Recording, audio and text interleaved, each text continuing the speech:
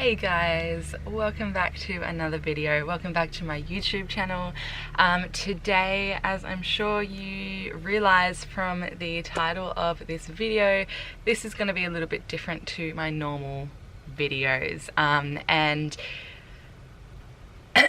yeah, I don't really know where to start. I'm not really sure how I'm going to go about this. I have so much I want to say and so much I want to get out, but when I sit down with the camera like this, I just lose it all. So I'm going to try and do my very best to get out what I need to say, and I hope that you guys can understand where I'm coming from and how I'm feeling, and I just hope that this brings light to someone's day, particularly obviously a woman's day, if a woman is feeling the same way that I'm feeling, or if she's been through something like this before. Yeah, okay, so I'm just gonna get straight into this video. A few things I want to say before I start really getting into it is, first of all, I'm not doing this to kind of, you know, have you guys feel like I'm complaining, or have you feel like, you know, woe is me. I'm not feeling sorry for myself. I'm just doing this to, like I said, bring light to this situation, and to have this topic brought up more, hopefully to help some of you realize that it's okay to talk about this, that this is a subject we actually need to speak about more. That is why I'm doing this. I'm not doing this by any means to, you know, let you guys know that I'm sad or that I'm in a bad place, because I'm not. I'm still in a really, really good place, and I just wanted to mention that. So I had a miscarriage. I had a miscarriage just over a week ago now, maybe, yeah, a week and a half ago. I was 6 weeks pregnant, and I knew that I was pregnant from the moment that I felt pregnant. And I would even go as far to say that I actually felt that being when it sprouted, when the sperm came up into my womb, and when it all happened. I actually felt like I felt that moment. I can't be sure, of course, but yeah, it was magical and it was amazing. And for 3 weeks I felt on top of the world. I felt the best that I felt in a really long time. Not that I was struggling in any way, shape or form, but I just felt incredible. And this baby that was inside me was consciously put there, and we welcomed that baby, you know, openly. We wanted them there. And I think the biggest thing about having a miscarriage, well, for me, this is just my experience, but the biggest thing for me to accept and, you know, to kind of turn away from being like, this is so cruel, this is so horrible, and just, you know, live with it, was that this child was really, really loved and wanted, and, like I said, consciously put there. I felt pregnant and we were so excited. We knew for sure that I was pregnant when I reached just after my period was due, so it must have been 4 weeks, when I was 4 weeks pregnant. We took a pregnancy test, even though I was like, Zach, we don't need to take a pregnancy test, I know that I'm pregnant. And the pregnancy test, of course, was positive, and it was such a different experience for me already with that pregnancy, because with tallow, I didn't feel like, I didn't know I was pregnant until until the day before I took the pregnancy test. But with this baby, I just, like I said, I knew from the moment of conception, and that was a really amazing thing to me, and super bizarre, because tallow was the baby that decided to live, and this was the baby that decided they weren't ready. So basically what happened was, I was feeling really good, and on one day in particular I was feeling great. And you know, I was getting comments from you guys on my YouTube videos and on Instagram being like, oh my goodness, you're absolutely glowing, your skin looks amazing, I feel like we're going to be hearing good news soon. And me and Zach just would read these comments and kind of giggle to ourselves and be like, yeah, well, like, isn't that amazing? You guys can already tell that there's new life in me. And I think that's so magical that you can tell the difference just from, you know, knowing me and watching me from the very beginning, or from whenever you've been watching our videos from, you notice that difference in me, and you could see, some of you could see that, you know, we were going to have a baby. So anyway, there was one day in particular where I was feeling really, really good in the morning. We had such a beautiful morning. It was one of my favorite mornings. Anyway, it got to the afternoon and we were in this little beach town, and I needed to go to the bathroom, so I went and used the public toilets, and I noticed when I wiped that there was some blood on the toilet paper, and I really didn't think anything of it. I thought absolutely nothing of it. And I just went back and I told Zach, and I said, oh, there's a little bit of blood on the toilet paper when I wiped from my wee, but like it's just some spotting, you know, super normal, nothing to worry about. He was like, yeah. Then I went to the bathroom again at about 5:30, and I noticed quite a lot of blood was coming out, and my heart just sunk. I felt really sick, but I was still extremely optimistic, and I felt like our baby was, like, I just blocked that out. I blocked thinking that we may be having a miscarriage out. And so I told Zach again, and he was like, oh, you know, it's probably just a little bit of spotting, like I really wouldn't worry about it, it'll stop by the morning. Before we went to bed, I went to the bathroom again, and there was more blood, and I was getting really freaked out. I was sweating, I was really upset, but I was trying to be really strong. Tyler was asleep by this point, and anyway, me and Zach went to bed, and we just spoke for ages about what this could mean. He asked me, do you know anyone who might be able to help you understand what you're going through? Like, they might be able to, like, someone who, I don't know, works in the field. Do you know anyone that's a birth doula? Someone who might be able to kind of give you a little bit more insight than what Google was giving us. And I did know of someone, and I said, I'll call her tomorrow morning if I'm still bleeding, but like, it's fine when it's fine, everything's completely fine. I spent that night sweating, like there was like a sweat patch on our bed, tossing and turning, getting up every hour at least to wee. I have a wee bucket that I use for the nighttime if I don't want to go outside in the bush. And so I kept getting up just to wipe and see if it was still there, and I'd turn the light on, and every time I looked, every time I got up, there was just an influx of blood. Zach didn't sleep well either. Tyler was tossing and turning, and I think he could definitely feel that something wasn't right. And anyway, we woke up in the morning, and I walked to the bathroom. I got up before the boys, and I walked, it was like a 3-minute walk to the public toilets from our bus. And I just walked really slow, and I was holding my belly, and I think at that point I had realized that our baby wasn't gonna make it. I honestly didn't think I would cry in this video. So anyway, I was walking to the bathroom, and I was holding my belly, and I just kept repeating to myself, I release you, I release you. If you need to go, then I understand. But if you want to stay, then you're welcome. If you need to go, then we release you.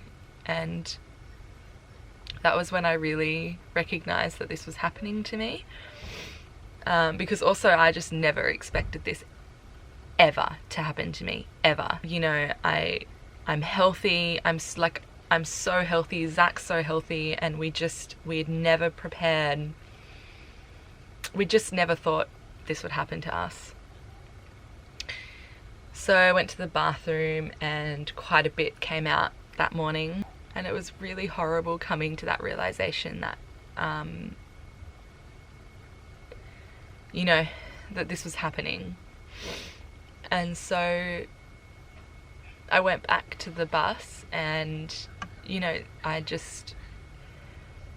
said, I think this is what's happening, but I was still trying to be like, but it could just, you know, like women get their periods sometimes when they're pregnant, like this could be completely normal. So I ended up I ended up calling my friend really early in the morning and saying, hey, she knew I was pregnant. And this was the friend who knew of a couple of birth doulas and really alternative women who are quite knowledgeable with this kind of stuff and work in the birthing field. So I called her up and I said, hey, this is what's happening. Do you think you could give me those women's numbers? And she said, yeah, I'll send them through. So she sent them through and I got a hold of one of them that morning. And she was just really sad for me. And I could tell when I told her what was happening that she obviously knew that that was a miscarriage, and she'd been through one herself. And she just kind of held space for me on the phone and kind of talked me through it. She went through a lot of things, you know. She was like, this isn't because you're unhealthy, this isn't because it doesn't come from genetics, this is just something that happens because your body recognizes that this pregnancy isn't going to be viable and that this baby may not thrive to full capacity as it grows and once outside of the womb. And she was extremely kind and helpful and just made me feel like I wasn't alone. That next day we decided to drive for 2.5 hours because Zach was like, do you want to stay here? And we were supposed to drive somewhere. We'd planned to drive further and I was like, no, I can't. I'm just gonna like lay in bed and go over everything. Oh, and by the way, I hadn't felt cramping until about 3 or 4 a.m. that morning, that first night that I started bleeding. So I hadn't started feeling cramping until then, and then at around, it was like super mild cramping, and then at around 8 a.m. or 9 a.m. I started feeling much worse at cramping, and just like a period, like bad period pain. And so feeling that just made me really emotional, really upset. And we ended up driving for 2.5 hours. And, you know, the whole way we're sitting there and me and Zach are just going like, it's okay. Like it might still just be that we're bleeding. We're just, you know, I might still just, whatever. And we got to where we were meant to be in the afternoon. And I was just really sad, and Zach took tallow and I was just in the bus and I was just saying different affirmations to myself and trying to let myself feel the pain and feel whatever I needed to feel.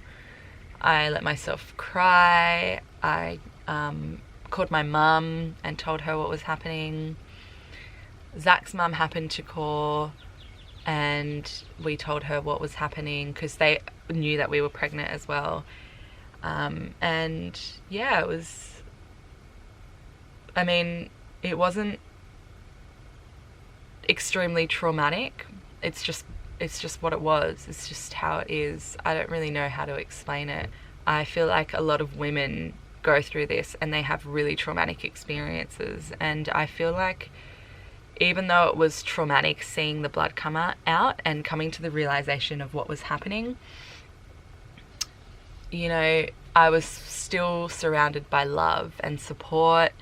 And I think that that's the most important thing in these situations with something like this, with miscarriages or even abortion, or, you know, even babies that come out and they're not thriving on the outside when they're born, or maybe they die during birth, whatever it is. I think that like just being surrounded by love and kindness and support is the most important thing, right? Obviously. So, yeah, that was my experience. I bled for the next 4 days, and by the 4th day it was like hardly anything, and I just wanted to stop bleeding, as I'm sure so many women can understand and relate to if they've been through this themselves, because obviously every time you go to the bathroom, that blood is a huge reminder of what's happening. The hardest thing for me is just like that thing of, I felt like a child. I felt like a child who had been given something that they wanted so badly, and it was mine, and I knew it was mine. And then you get that thing taken away from you in an instant, so quickly, and not ever thinking that that would happen, because that thing is rightfully yours. Getting something taken away from you when you know that you have it is such a bizarre feeling. When you are so, like, when you can't stop it, like, just, you know, watching that blood come out and just being like, I can't do anything about this. This is out of my control. I have no control over this. This is my body and I can't stop bleeding. Like, what do? Do I put a plug in me? Like, I just want this bleeding to stop because I want this baby. Like, how do I make this stop? And there's just, in these situations, there's nothing that you can do. And there's something really overwhelmingly sad about that. But there's also something really powerful about that. And I think that what I've come to realize is that miscarrying is a very normal part of life, and a very normal thing and amazing thing that our bodies, that the woman's body can do, because it's saying, our body automatically knows that this baby isn't going to be viably okay on the outside, and so it takes it away, and then it says, I'm ready for something new. I'm ready to become pregnant again. I'm ready to birth again, if you want that to happen. And I think that that is so powerful, and I've just come to the realization that this was a sacred event and such a sacred time in my life, and almost like I just need to own it. And that's why I'm making this video. That's why I posted about this really openly on Instagram, because we need to own this when this happens to us. As women, we need to know that this is what can happen, and we need to own it, because it's like 1 in 3 pregnancies that this happens to. And I just can't believe how unprepared I was, and how I didn't know about all the people who follow me, who I'm friends with, family members, all these people. I didn't know that they had experienced miscarriages in their lives until I spoke up and said this is what happened, until I was open about it. And all of a sudden, people started putting up their hands and saying, me too. How did I not know this about my friends, about my family, even about people that I've connected with online? That, like, how come I didn't know this? And it's because we don't speak up. I'm not saying that, like, everyone's experience is their own experience, and if you don't feel comfortable talking about this with someone, then that's okay. I don't expect, like, people to walk up to me and be like, hey, I'm so-and-so and I had a miscarriage a year ago. But what I'm saying is that we do not speak about it. It's swept under the rug, and there's so much of this in our society, and it needs to stop, and we need to start speaking up. And I hope that there's more videos like this on YouTube. I hope that more people talk about this with their experiences on social media. I hope that talk about it, because it's going to help you heal. And that is also a huge reason as to why I've made this video, because talking about it on Instagram, writing it down, speaking it out, this is helping me heal. And I can think of no better way to heal than literally expressing it, voicing it, sharing it with those who it resonates with, and, you know, people that then have the courage to say, hey, me too. It's such a big thing in our society, especially for women related topics, for us to just be quiet, keep it in, keep going on with our lives, and it builds up and it builds up and it builds up, and eventually we break, or we yell at our kids, or we break up with our partners, or we lose our jobs, or we get depression, or we get anxiety. And it's such a small thing to share our stories, to express ourselves, to get it out. as it's happening or just after it's happened, or whenever you're ready to do that, to be able to make sure that you are okay. And I just, more than anything, I hope that this video can help someone to understand that it's not their fault that they lost their baby at whatever stage of pregnancy, birthing, motherhood, and that they are being held up by all the women around the world that this has happened to. By all the women around the world that this hasn't happened to, because even if you aren't a mum, and even if you've never gone through something like this, I believe that you have compassion in you for someone who has been through something like this. But we are led to believe that almost like people don't have compassion for that. And so like we will just keep quiet about it because it's an awkward conversation to have. It's an uncomfortable conversation to have, and I don't want to put myself there. You don't want to put yourself there. I don't want to burden the day. I don't want to take away from someone else's, whatever it is. And yeah, it's just, I don't know, I'm starting to ramble now, so I hope that this is making sense. I hope that my point is getting across. I just wanted to talk about how it made me feel going through it, like whilst I was going through it. So for the 4 days that I was bleeding, it was really hard for me and Zach to live with each other in the bus. It's a small space.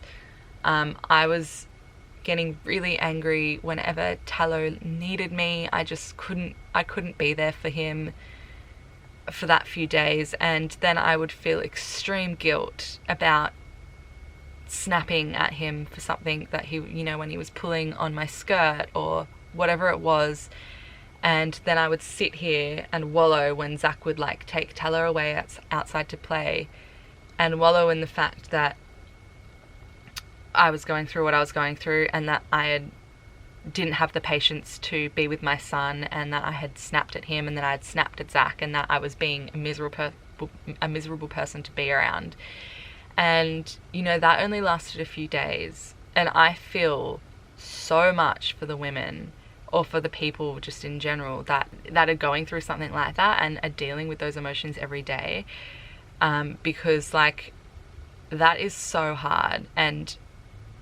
But also I knew that I was going to be okay pretty quickly. Not completely okay, but like, you know, I'm doing great now. It's been a week and a half since I stopped bleeding, and I feel really good. I'm feeling really inspired and creative, and I trust in my body and in my baby and in what happened. I know that is how it was supposed to happen, and I know that our baby will come to us when they're ready. But to be stuck in that that really horrible point where, I mean, I guess that's what it must be like for someone who has depression or anxiety. Like, they must feel like that all the time. And I'm definitely not depressed. I do not have anxiety. But for those few days, you know, I feel like a lot of emotion came out super quickly, and it was really intense, and that's how we dealt with it. And living in a small space, it was just like, it was horrible. It was not okay. And we were almost like, oh my God, should we just like drive all the way up to the Sunshine Coast to where our old house is that we lived in, and just like go and like be there, because I need more space and the bus is too small and Tally needs more room, and like me and Zach needed space from each other. We were like a good like 15 hours away, and it's like, no, we're not going to do that. Like, that's not what we want to do. This is going to pass. We just need to give each other the space and the time. And in the end, I said to Zach, like, you are being so understanding and so amazing, but I need you to be more understanding. And I think that's such a big thing for someone to stand up, especially when they've got such a beautiful, wonderful partner who's doing so well, and being like, and say, hey, you're doing great, but I need more. And that's what I had to do. And Zach knows that, even though he's such an incredible, kind, generous, soft person, but even in that midst of what we were going through, he wasn't giving me enough. I can imagine so many women who maybe don't have as gentle a partner as Zach, who would just be scared to say that to their partner. And I'm so sorry if you're scared to say that to your partner, even if they are super gentle and kind and generous. And I also wanted to acknowledge the post that I put up on Instagram. So if you follow me on Instagram, then you would have known this before I've posted this video, because I wrote a post about it and I put it up, I think the day that I stopped bleeding or the day after I stopped bleeding. I had written this little poem, I suppose you could call it, about what had happened as I was going through it. So I'd written it like the second day that I was bleeding, because I needed to express myself, and that's what I posted on Instagram. I'm a pretty vulnerable, like I do a lot of things that a lot of people would be like, wow, that makes you really brave and vulnerable, but to me it doesn't feel like that. Like I'm just like, yeah, whatever. But putting up that post, I had butterflies in my tummy. I felt sick. I was shaking, I'm pretty sure, as I put it up, and I was so nervous. And I said to Zach, I was like, I'm not sure if this is the right thing. I don't know if I want to share it. And he was like, no, like we've spoken about this, and I know that you know that you want to share it, and you know how powerful it is to be able to do that and how empowering it is. That post, I have never received so many comments, so many personal messages, so quickly as well, in my life. I was baffled. Me and Zach were just sitting here that night, scrolling through the comments and the personal messages, crying at like the compassion and the kindness and the generosity that people were showing us, but also crying about hearing about other people's journeys, other women's stories, and about with their own experience within miscarriage, and just reading their stories that they'd written to us through personal messages, and they'd opened up to us so much and just said, you know, I hope you're okay and you're not alone. And seriously, that night I was on such a high from all those comments and messages. I just remember sitting on the couch actually, and I closed my eyes for a minute, and I saw all of us, like all of these women in a huge circle.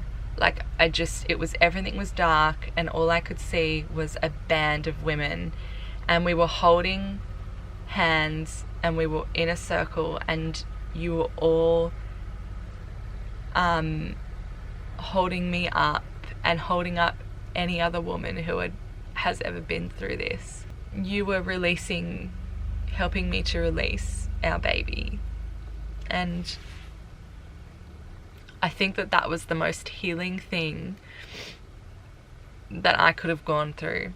So I just wanted to say thank you so much to all of the women and men who reached out to us during that time. And from that post in particular, I don't know, I just felt so powerful that night. I felt so empowered, and I was just like, I've done the right thing by sharing this, and I'm so ready to keep going. I'm so ready to talk about this online and to move on and let it go and just prepare myself for what's next. Yeah, it was such an incredible experience sharing that post on Instagram, and I'm so happy that I was brave enough to do it. So yeah, I think that's it. I think that's everything that I wanted to say. Okay, so just before I go, I just wanted to read one of the messages that someone sent me about what happened when I put up that Instagram post. I got so many beautiful messages from you guys, but this one in particular was just super, super simple, and I just really wanted to read it out loud to you guys for those of you who may be going through something similar. So she had written this long message to me, and then she started saying that how she too had also had a miscarriage a few months ago. She said, yours is different to mine. Yours is different because it's yours, and mine is different because it is mine. But I understand and I see your pain. I hope you feel my love and care, even though we do not know each other. Welcome to your sacred understanding. The process of a mother is letting go, bit by bit, watching them float and fly and soar, whether that's on this plane or in the stars. I think that is such a beautiful depiction of motherhood in all its many different shapes and forms, and in its just raw simplicity. So I just wanted to leave you guys with that. Really excited to start making some more videos for you. So yeah, I'm sending you guys so much love, and I really appreciate you being here with me. Thank you so much for joining us on our journey. Don't forget to subscribe if you haven't already. I'm really glad that you guys are here with us. Bye.